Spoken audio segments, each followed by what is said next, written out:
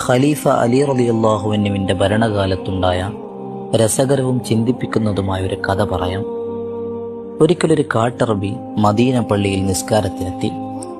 നിസ്കാരത്തെക്കുറിച്ച് കൂടുതൽ അറിവും മര്യാദകളൊന്നും അദ്ദേഹത്തിന് വശമില്ലായിരുന്നു. പള്ളിയിൽ കയറിയ അദ്ദേഹം പെട്ടെന്ന് നിസ്കരിക്കുന്നത് പള്ളിയിലുണ്ടായിരുന്ന അലി റളിയല്ലാഹു അൻഹുവിൻ്റെ ശ്രദ്ധയിൽപ്പെട്ടു. നിസ്കാരം വളരെ പെട്ടെന്ന് തീർത്തപ്പോൾ അദ്ദേഹത്തെ അലി റളിയല്ലാഹു അൻഹു അരികെ വിളിച്ചു പറഞ്ഞു, എന്ത് നിസ്കാരമാണിത്?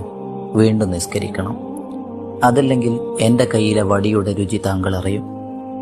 ഖലീഫയെ ഭയന്ന് അദ്ദേഹം വളരെ സാവകാശം വീണ്ടും നിസ്കാരത്തിലേർപ്പെട്ടു.